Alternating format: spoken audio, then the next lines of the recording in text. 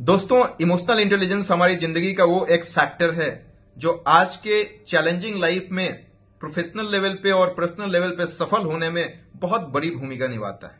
Emotional intelligence को समझें तो इसका सीधा सीधा मतलब ये होता है कि हमारे अंदर वो एबिलिटी हो, हमारे अंदर वो मैनेजमेंट स्किल्स हो जिसके तहत हम अपने इमोशन को समझ सकें और इसके साथ साथ दूसरे के इमोशंस को भी समझ सकें।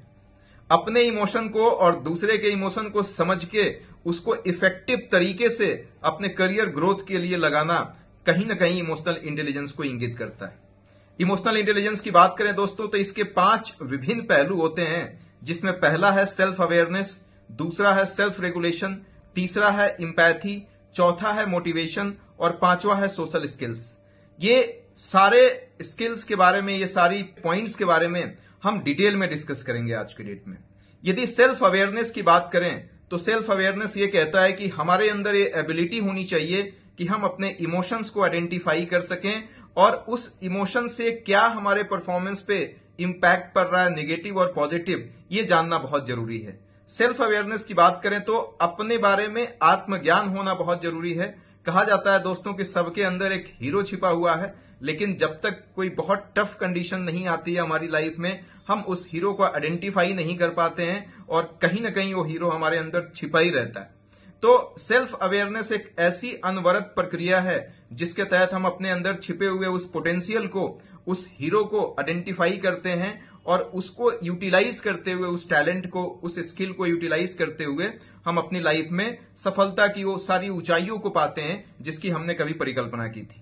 सेल्फ अवेयरनेस का एक बहुत छोटा सा एग्जाम्पल देके मैं समझाता हूं कि महात्मा बुद्ध की जब मृत्यु होने वाली थी तो उनकी बुआ का लड़का उनके साथ हमेशा रहता था, आनंद, वो रोने लगा। उसे पता चल गया कि महात्मा बुद्ध की मृत्यु अब हो जाएगी, तो वो रोने लगा और उन्होंने ये बोला महात्मा बुद्ध से, आनंद ने, कि मैं तो पूरी जिंदगी आपका चटाई उठाते रह गया, आप जहां भी जाते थे प्रीचिंग करने मैं आपके साथ साथ होता था, लेकिन मैंने तो कुछ सीखा ही नहीं। तो महात्मा बुद्ध ने हंसते हुए ये कहा कि अप दीपो भवा, बी योर ओन लाइट, कहने का मतलब कि अपना प्रकाश खुद बने। तो इसी तरीके से सेल्फ अवेयरनेस भी है दोस्तों कि यदि हम सेल्फ को एनालिसिस कर लें, सेल्फ को रियलाइज कर लें, अपने सेल्फ को आइडेंटिफाई कर लें, तो कहीं ना कहीं हमें ये बात प्रतीत होती हुई नजर आएगी कि be the light of your self, मतलब अपना प्रकाश स्वयं बने। दूसरा सेल्फ इंटेलिजेंस का अहम पहलू है जिसका नाम है सेल्फ रेगुलेशन। सेल्फ रेगुलेशन की बात करें दोस्तों तो इसको इस तरीके से डिफाइन किया जा सकता है कि the ability to control one's own emotion, impulses and reaction, मतलब कि अपने इमोशन को कंट्रोल करना, अपने इंपल्सेस को कंट्रोल करना, अपने रिएक्शन को कंट्रोल करना। इसमें 2 सबसे महत्वपूर्ण पहलू होते हैं। पहला होता है इमोशनल कंट्रोल। इमोशनल कंट्रोल की बात करें दोस्तों तो ये 2-3 पॉइंट्स की बात करता है। पहला है स्टे काम अंडर प्रेशर, बहुत ज्यादा प्रेशर हो तब भी हमें काम रहना है। Manage the stress and handling the difficult situation with utmost care without being over reactive, मतलब कि स्ट्रेस में अपने आप को काम रखना है। यदि आपने इंडियन क्रिकेट टीम से आप संबंध रखते हैं और इंटरेस्ट रखते हैं तो महेंद्र सिंह धोनी इसके क्लासिकल एग्जाम्पल हैं कि बहुत प्रेशर में भी वो बहुत काम तरीके से चीजों को मैनेज करते थे, स्ट्रेस को मैनेज करते थे और गेम जीत के आते थे। इसी तरीके से थॉमस अल्वा एडिसन की बात करें तो एक बार ऐसा वाकया हुआ कि उनकी कंपनी में आग लग गई और सारा कुछ जल के खाक हो गया। उनकी बीवी देखी और मूर्छित होकर गिर पड़ी। फिर उन्होंने उसका हाथ उठाया, आसमान की तरफ देखे और बोले कि thank god my all the mistakes are burned up, मतलब कि इतने बड़ी डिजास्टर सिचुएशन में भी उन्होंने अपने आप को काम एंड कंपोज रखा और रेस्ट इज हिस्ट्री। उसके बाद वो कितने सफल वैज्ञानिक बने ये आप लोगों से छिपा नहीं है। तो इमोशनल कंट्रोल में यही बताया गया है कि प्रेशर में भी हम अपने कामनेस को बरकरार रखें, स्ट्रेस को मैनेज करें और जो डिफिकल्ट सिचुएशन है उसको भी हैंडल करें विदाउट बीइंग ओवर रिएक्टिव। इसके तहत दूसरा जो इसमें पहलू आता है वो इंपल्स कंट्रोल की बात की जाती है। इंपल्स कंट्रोल का मतलब होता है कि इमीडिएट अर्ज जो हमारे अंदर होता है, इमीडिएट अर्ज का मतलब कि अचानक एक ऐसी इच्छा जागृत हो जाती, लगता है कि ऐसा कर दें और यदि हम वैसा कर देते हैं तो बाद में पछतावा भी होता है। फॉर एग्जाम्पल जैसे सुसाइड की बात करें तो सुसाइड का ख्याल चंद सेकेंड तक रहता है और उस समय यदि इंसान ने अपने आप को रोक लिया किसी तरीके से तो बाद में उसको पछतावा होता है कि हमने क्या सोचा था। बहुत ऐसे महान लोग जिन्होंने बहुत जिंदगी में बहुत बड़े बड़े काम किए हैं और एक मुकाम हासिल किया है, उन्होंने भी इस बात को माना है कि ऐसी दफा हुआ था कि उनको सुसाइड करने का मन करता था, लेकिन उन्होंने अपने आप को उस समय रेसिस्ट किया और उसके बाद उन्हें पछतावा हुआ कि मैं वैसा क्यों डिसीजन ले रहा हूं।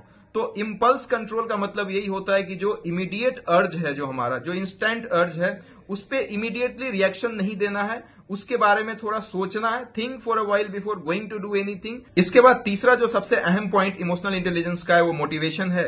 मोटिवेशन को आसान तरीके से समझें तो एक ऐसा ये ड्राइव है या एक ऐसा इंथुजियाज्म है जो हमारे गोल को परस्यू करने में हमारी मदद करता है। इसमें दो अहम पार्ट होते हैं। पहला है इंट्रिंसिक मोटिवेशन। इंट्रिंसिक मोटिवेशन उसको बोलते हैं कि कोई भी काम हम सेल्फ सेटिस्फैक्शन के लिए कर रहे हैं, उसके मतलब मेटेरियलिस्टिक गेन ही उसका मेन ऑब्जेक्टिव नहीं होता है, सबसे बड़ा ऑब्जेक्टिव होता है सेल्फ सेटिस्फैक्शन।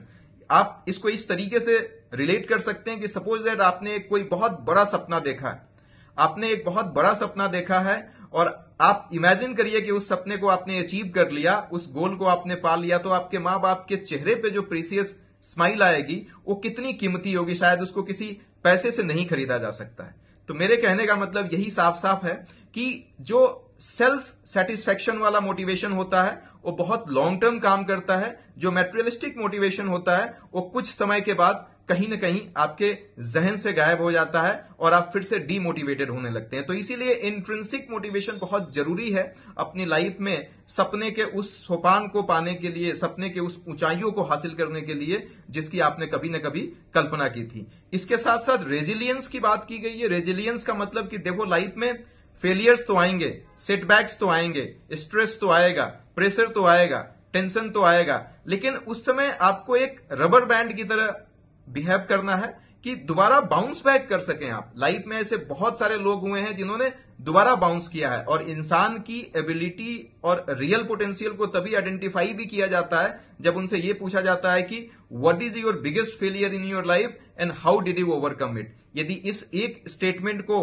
आप अच्छे पर्सपेक्टिव में समझेंगे तो आपको लगेगा कि जितने भी सफल व्यक्ति हुए हैं उन्होंने बहुत मेजर सेटबैक्स रियलाइज किया है अपनी लाइफ में, मेजर फेलियर्स रियलाइज किया है, लेकिन मेजर सेटबैक और मेजर फेलियर्स को अपने ऊपर हावी नहीं होने दिए और दुगनी ऊर्जा और उत्साह के साथ दोबारा लग गए उस गोल को प्राप्त करने में और सफलता को अर्जित किए। तो रेजिलियंस बहुत जरूरी है, इंटरनल मोटिवेशन बहुत जरूरी है। ये दोनों पार्ट इमोशनल इंटेलिजेंस में बहुत बड़ा रोल प्ले करते हैं।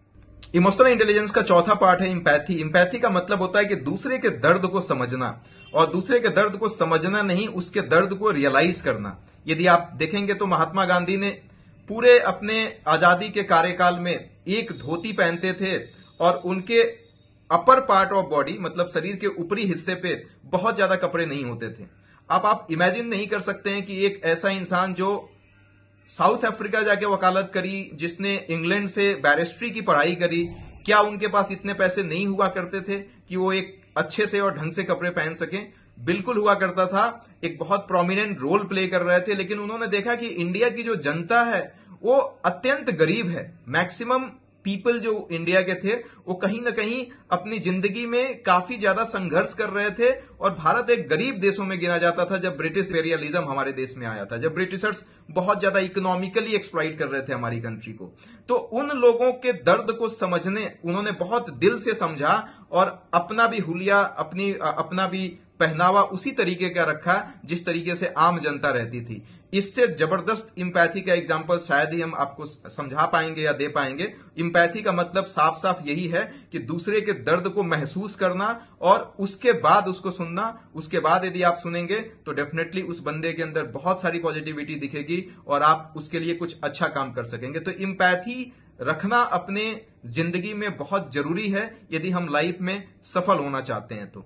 इसके बाद last but not the least जो पार्ट है इमोशनल इंटेलिजेंस का, वो सोशल स्किल की बात करता है। सोशल स्किल में सबसे जरूरी है कम्युनिकेशन स्किल, और कम्युनिकेशन स्किल किसी लैंग्वेज पे कमांड होने की बात नहीं करता है, इंग्लिश में मास्टर होने की बात नहीं करता है, हिंदी में भी मास्टर होने की बात नहीं करता है। कम्युनिकेशन स्किल अच्छा होना उसको कहते हैं कि आपकी बात किसी के दिल तक पहुंचे, और इसके साथ साथ सोशल स्किल्स भी आपकी कम्युनिकेशन स्किल पे ही डिपेंडेंट हैं। या यूं कहें कि social skill is directly proportional to communication skill, तो इसमें कोई अतिशयोक्ति नहीं होगी। तो जब तक आपका कम्युनिकेशन स्किल नहीं अच्छा होगा तब तक कहीं ना कहीं सोशल स्किल्स में हम नेविगेट अपने आप को सक्सेसफुल तरीके से नहीं कर पाएंगे। कम्युनिकेशन स्किल को इंप्रूव करने के लिए जब भी आप किसी से बात करें, इस तरीके से बात करें जैसे आप जानते हैं या आप उनको दिल से जानने की कोशिश कर रहे हैं, और ये कहीं ना कहीं उसके दिल तक बात पहुंचेगी और आप अपनी जगह उसके दिल में एक बहुत अच्छी जगह बना पाएंगे। इसी के साथ साथ सोशल स्किल में एक कॉन्फ्लिक्ट रेजोल्यूशन की बात आती है। कॉन्फ्लिक्ट रेजोल्यूशन का मतलब कि किसी भी कॉन्फ्लिक्ट को हम कंस्ट्रक्टिव तरीके से रिजोल्व कर रहे हैं और इससे हमारा हार्मोनियस रिलेशनशिप बना हुआ है। तो आज का इमोशनल इंटेलिजेंस के बारे में दोस्तों आपसे यही कहना था मुझे। इमोशनल इंटेलिजेंस को जरूर प्रैक्टिस करें, ये प्रैक्टिस से आ जाएगी, थोड़ा टाइम लगेगा, लेकिन जिस दिन आप सीख जाएंगे आपके बारे में लोग यही कहेंगे कि जहां भी जाएगा अपनी रोशनी बिखेरेगा, जहां भी जाएगा अपनी रोशनी बिखेरेगा, चिरागों का अपना कोई मकान नहीं होता। Thank you so much. आप प्लीज इमोशनल इंटेलिजेंस को प्रैक्टिस करें, और इमोशनल इंटेलिजेंस को प्रैक्टिस करेंगे तो सच में आपकी जिंदगी का एक एक्स फैक्टर बन के उभरेगा जो आपको प्रोफेशनल लेवल पे और पर्सनल लेवल पे काफी पिनाकल पे लेके जाएगा। Thank you so much.